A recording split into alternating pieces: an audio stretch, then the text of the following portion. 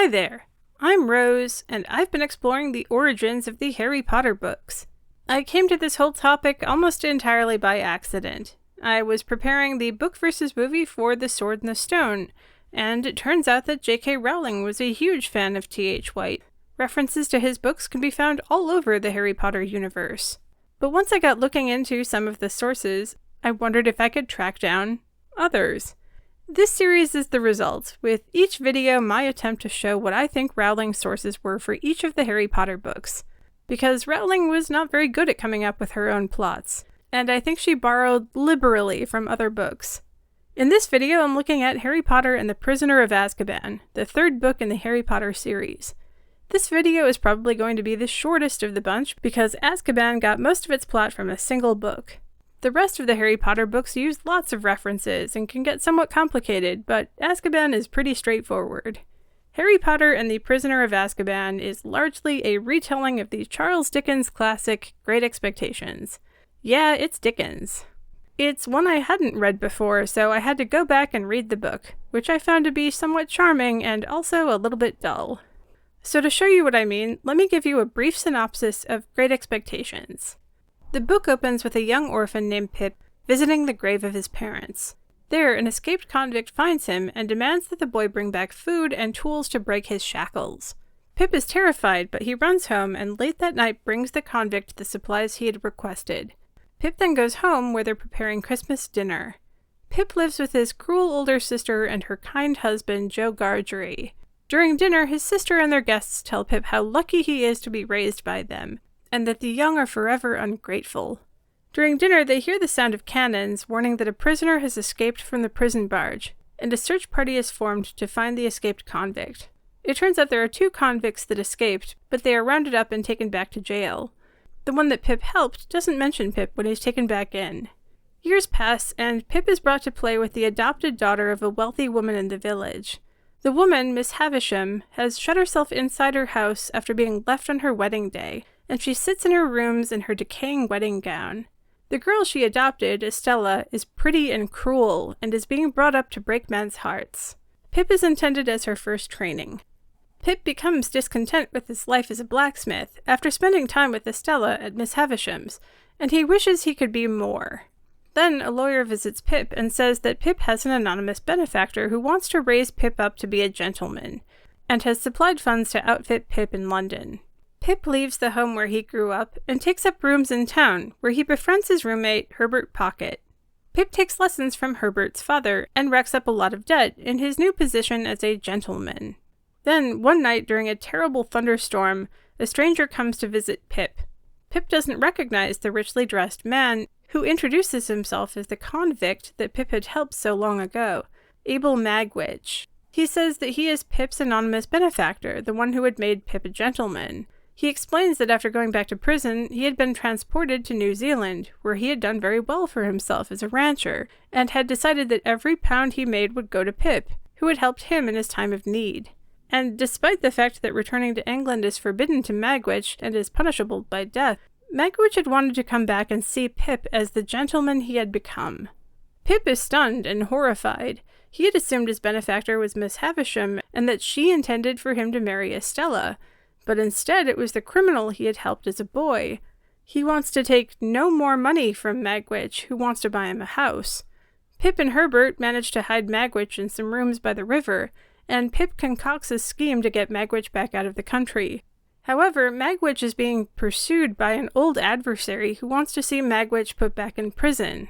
This adversary, Compeyson, had been a criminal associate of Magwitch a long time before. It had been Compeyson who had been engaged to Miss Havisham in a plot to steal part of her family fortune with her brother. Later, Magwitch and Compeyson had been caught by the police for forgery, and Compeyson had pinned the crime on Magwitch, using his own high-born looks and attitude as proof that he couldn't be as guilty as the low-born Magwitch. This had gotten Magwitch a longer prison sentence, and eventually transportation to New Zealand, where Compeyson was let go early. It was the same Compeyson who had hunted Magwitch on his return to England, hoping to turn him in. Pip attempts to row Magwitch to the coast, where he can catch a steamboat, but they are overtaken by the police, who are led by Compeyson. Magwitch and Compeyson fight in the boat, and Compeyson is pushed under and dies. Magwitch is injured in the fight and is taken prisoner again. His assets are seized and he ends up dying in prison. In his final moments, Pip admits to Magwitch that Estella is his daughter, and that she's beautiful and has survived into adulthood. When Magwitch is caught, Pip is ruined and his debts are called in, but he has no money and he falls ill himself. His uncle, Joe Gargery, comes to town to pay Pip's debts. Once he's well, Pip goes to work for his friend Herbert Pocket, who has begun an import business. Together they move to Cairo. Pip comes back many years later, and he sees Estella again, and they resolve to be friends. That is a very condensed summary of Great Expectations, which is very, very long.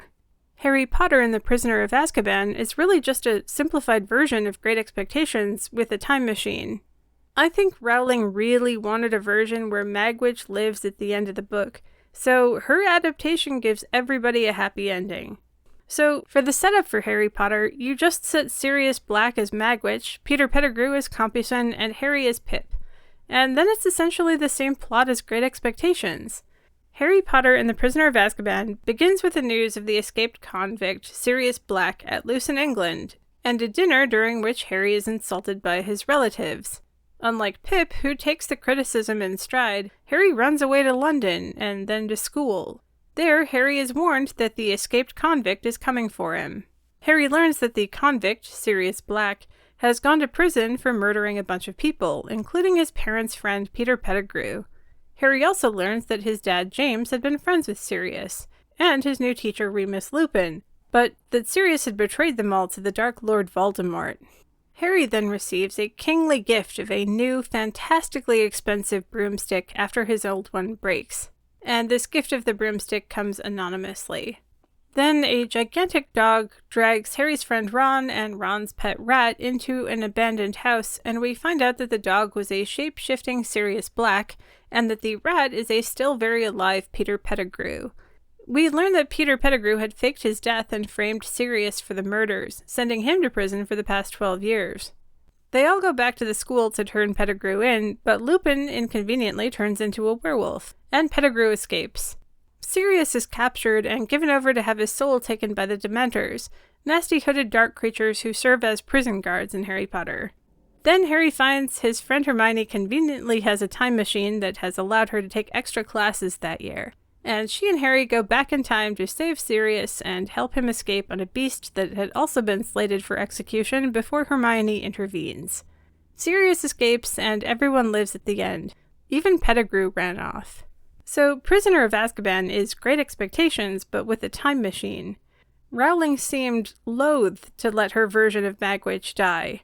In place of the Christmas dinner, there's Harry's dinner with Aunt Marge, where Aunt Marge insults Harry. That night, Harry runs into the convict, Black, with Black in his form as a dog. Black then anonymously sends Harry a fantastically expensive gift in the form of a firebolt, just as Magwitch had given Pip a small fortune anonymously to set him up as a gentleman. Then the convict, Black, tells Harry that he was set up, and that the rat, Pettigrew, had framed him for the crimes that had sent him to prison for 12 years. This is exactly what Magwitch tells Pip Compeyson had done to him, framing him for a crime that had sent him away to New Zealand. Black is then turned over to the police, and is set to have his soul sucked out, just as Magwitch was sentenced to death at the end of Great Expectations. The difference is that Rowling really, really wanted Magwitch to live, so she gave Hermione a time machine that allows them to undo his capture, but absolutely no other bad thing in the books. So Sirius Black escapes to live for a little while longer in the Harry Potter universe. And you know, I'm inclined to just let the happy ending slide here. You want to rewrite Dickens with a happy ending? Sure, fine, whatever. You're not really doing Dickens then, because he was super keen to show the dark and gritty side of life. A lot of the space in Great Expectations is filled with descriptions of criminals who got caught in a not great and not fair justice system. To Dickens, his was the realistic ending. And Pip was fine at the end. He actually goes off and gets a job.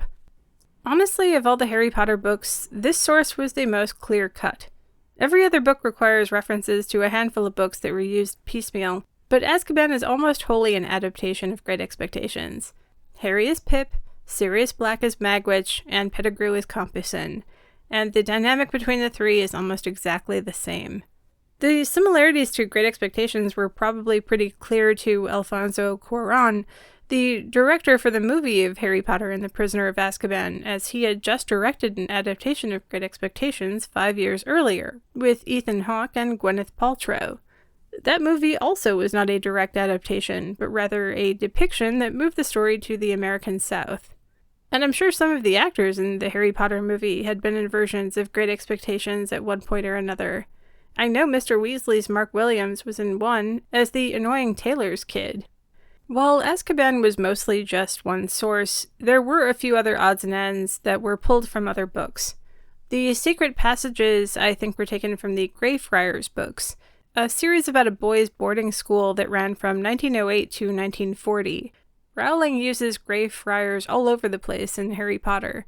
It was a long-running series set at a private boarding school, and it offered Rowling tons of useful material. It's in almost all of the Harry Potter books in one place or another. It offered a ton of useful stuff, like secret passageways that ran from a dusty old room in the school to an abandoned set of ruins out in the forest. This secret passageway is used by students and bad guys alike in Greyfriars. Greyfriars had another secret passage that emerged in the bottom of a hollow old tree in the forest. So just like the secret passageways at Hogwarts, there's one that leads to a ruin and another that leads to a tree. And I'm pretty sure that Sir Cadogan, the knight in the painting who takes over portal duty for the Fat Lady, was a tribute to King Pellinore in T.H. White's The Once and Future King.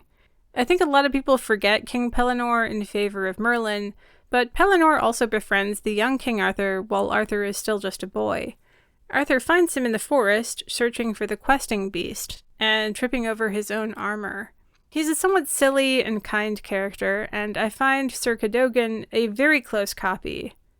Oh, and the Dementors were just the Nazgul from Lord of the Rings. I think everyone's pretty clear on this one. It was obvious the Dementors were ring wraiths from the very beginning. Dark, hooded wraith that sucks joy out of you is just Tolkien. Unlike the rest of the Harry Potter books, which used books that were still in copyright, Azkaban seemed to stick to Dickens, to which I can only enthusiastically approve. If Rowling wants to adapt Dickens, fine. Her book was a lot easier to read and a whole lot more fun than Great Expectations. And if she had stuck to classic literature, I would have commended the choice. Instead, I think more often she pulled from current authors and was protected from scrutiny by the fact that Harry Potter has taken supremacy. Okay, that's all for me today. Thanks for listening. This is Rose with Rose-Colored Movies.